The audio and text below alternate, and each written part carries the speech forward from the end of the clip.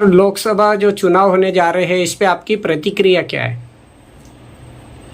हमारे विकास भाऊ ठाकरे साहब भारी मतों से चुन के आने वाले हैं इस बार लोकसभा चुनाव के अंदर में, क्योंकि पार्टी ने एक बहुत अच्छा निर्णय लिया है जो विकास भाऊ ठाकरे साहब को उम्मीदवारी दी है।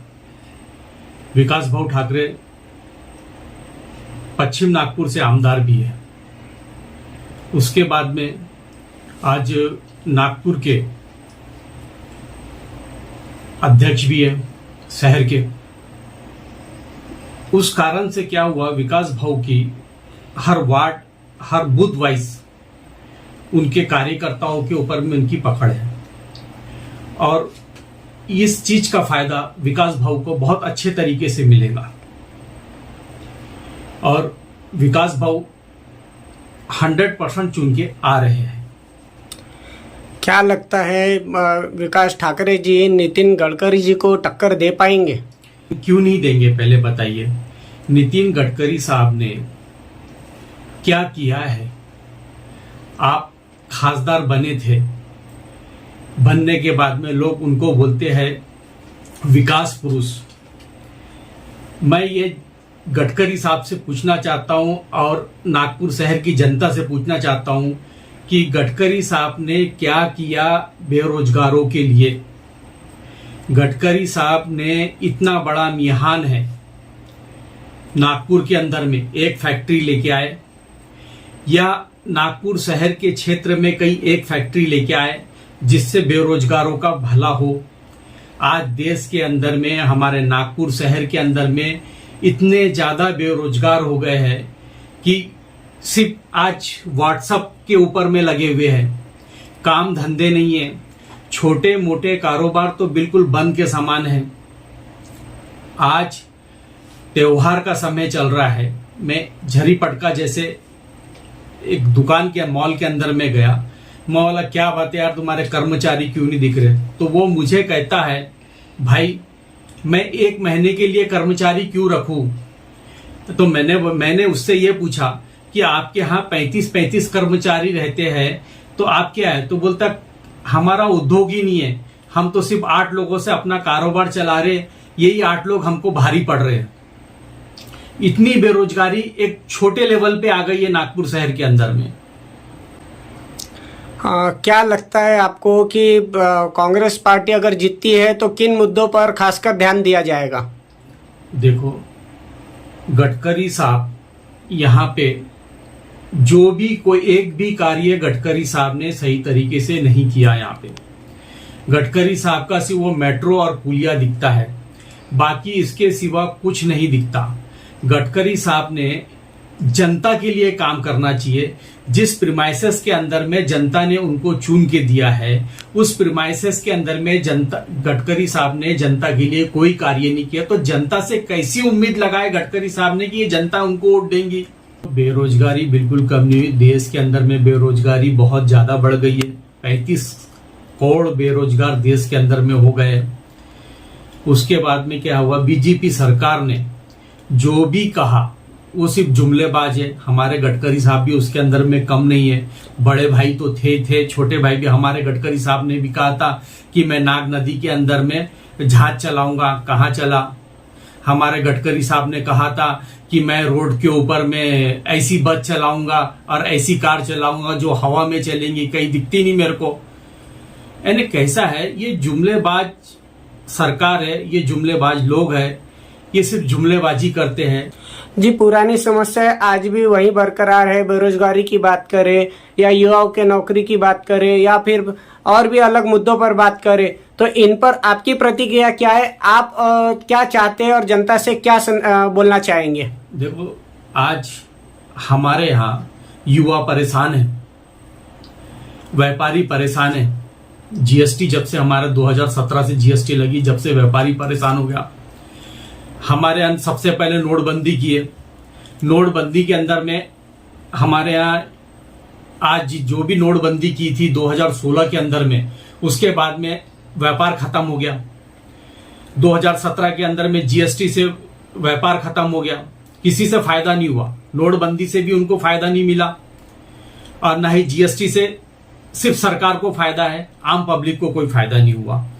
उसके बाद में इन्होंने किसानों की आय के बारे में बात की थी कि हम किसानों को 2 गुना आय कर देंगे। आज आप देख रहे हो किसान शंभू बॉर्डर के ऊपर में आज भी पड़ा हुआ है, उनको किसानों से भी कोई मतलब नहीं। आज जय जवान जय किसान का हमारा नारा लगाया जाता है, आज जवान को किसान के हाथ से मारा जा रहा है। ये बताइए कहाँ का है? ऐसा लग रहा है जैसे कि वो जवान किसान नहीं, वो आतंकवादी है। सबसे पहली बात तो 2014 के अंदर में इन्होंने जब आए थे लोग तो बड़े बड़े वादे करके आए थे, किसानों को वादा किया था इन्होंने। उसके बाद में इन्होंने बेरोजगारों से वादा किया था कि हम 2 करोड़ नौकरियां देंगे। ना किसानों का वादा पूरा किया, ना बेरोजगारों का वादा पूरा किया। महिलाओं को बोले थे कि हम सभी को आज काला धन वापस लेके आएंगे और 15-15 लाख रुपए हम सबके अकाउंट के अंदर में डालेंगे। आज तक ना काला धन आया और विकास की बात करते ना ही विकास हुआ। आज हमारे देश की जनता 2014 के अंदर में बड़े बेसब्री से इंतजार करती थी कि हमारे अकाउंट के अंदर में 15 लाख रुपए आएंगे, वो आज तक नहीं आए। उसके बाद में इन्होंने कह दिया कि हमारा ये जुमला है। बेचारी मायूस हो गई जनता। उन्होंने बहुत अपने एक सपने सजाए रखे थे कि 15 लाख आएगा तो कोई सोचा था कि मैं मकान बनाऊंगा, कोई 15 लाख आएगा किसी ने सोचा था कि मैं अपना कारोबार खोलूंगा। तो लोगों के सपने चूराचूर करी है सरकार ने, बीजेपी सरकार ने। उसके बाद में किसानों की भी सपने, आज किसानों के बारे में मैंने बताया कि किसानों के फर्टिलाइजर, किसानों का जो फर्टिलाइजर है उस समय पे कांग्रेस सरकार ने 2013 के अंदर में 14 पे जब तक हमारी सरकार थी 400 रुपए का फर्टिलाइजर हम देते थे। आज वो फर्टिलाइजर 1800 रुपए का हो गया। यानी किसानों की जो आय है, वो किसानों की आय, प्रॉफिट जो था किसानों का वो बिल्कुल कम हो गया और एक्सपेंसेस बढ़ गए उनके। आज इंसेक्टिसाइड का देखो, इंसेक्टिसाइड के रेट बढ़ गए। यानी उनकी जो फसल के जो रेट है वो वहीं की वहीं है और जो उनको जो थोड़ा सा प्रॉफिट होता था वो भी प्रॉफिट नहीं हो पा रहा। किसान आज आत्महत्या कर रहा है।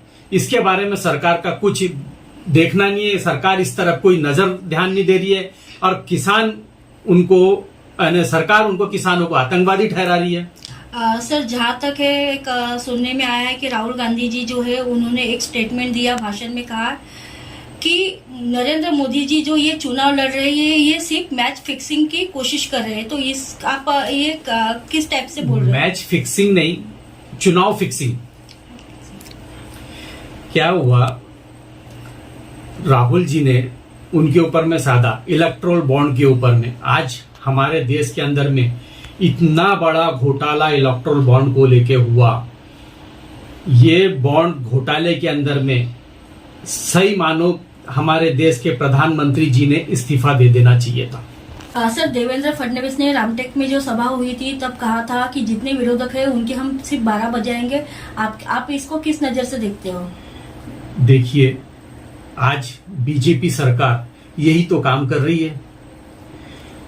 जितने विरोधक में जो बोल रहा है उसको सम्मन्स भेज रहे, उनको ईडी का नोटिस भेज रहे, उनको सीबीआई की नोटिस भेज रहे, सीबीआई उनके तरफ भेज रहे, उनके तरफ पुलिस भेज रहे हैं।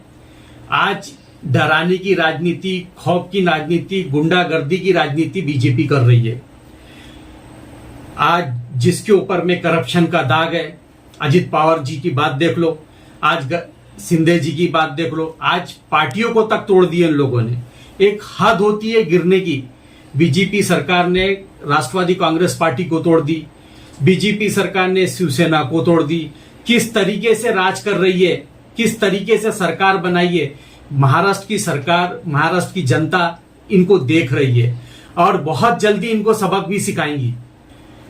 आज जनता हर चीज समझ चुकी है। जनता देख रही है कि सरकार ने हमारे साथ में क्या कर रही है। सरकार ने हमारे साथ में जितनी भी हमारी मांगे थी, आज जनता को क्या चाहिए? रोटी, कपड़ा, मकान। ना सरकार जनता को ना रोटी मिल रही है, ना जनता को मकान मिल रहा है, ना ही जनता को खाने को मिल रहा है। आज जो जनता को ये बड़े बड़े दावे करते हैं कि हम इनको गेहूं दे रहे हैं, हम इनको चावल दे रहे हैं, ये पता है आपको ये कहां से दे रहे हैं? ये दे रहे हैं जो इमरजेंसी जो होती थी, हमारे जो स्टोर करते थे इमरजेंसी के लिए, उसमें से वो पूरा स्टॉक निकाल के जनता को दे रहे हैं। देखो आज मेरे को सुनने में आ रहा है, मिल रहा है कि हमारे कुछ मुस्लिम समाज के नेता जो बीजेपी से ताल्लुकात रखते हैं, कार्यकर्ता है, बीजेपी के एजेंट बोलो, आज नागपुर में बोलो, इंडिया में बोलो, वो इस तरीके से जैसे नागपुर के अंदर में गडकरी जी आज इलेक्शन लड़ने के लिए तैयार हो गए, लोकसभा की टिकट मिल गई उनको। आज वो बोल रहे हैं कि मुस्लिम मतदान उनको मिलेगा। मैं कहता हूं बीजेपी को मुसलमान मतदान करेगा ही नहीं। गडकरी साहब की गलत फहमी है। गडकरी साहब को जो मुस्लिम समाज के जो लोग हैं वो गलत फहमी में डाल रहे हैं, क्योंकि मुस्लिम समाज गडकरी साहब को मतदान करेगा ही नहीं। इसलिए नहीं करेगा कि मुस्लिम समाज के अंदर बीजेपी ने जहर बोला है। बीजेपी के अंदर में ऐसे ऐसे लोग हैं जो हमारे आका हजरत मोहम्मद मुस्तफा सल्लल्लाहु अलैहि वसल्लम के बारे में, निपुण शर्मा, तुम्हारे क्या नाम है, नरसिम्हा राव जी जो महाराज थे, इन्होंने इतने अब्द शब्द कहे, तो ऐसी पार्टी को हम क्या वोट डालेंगे?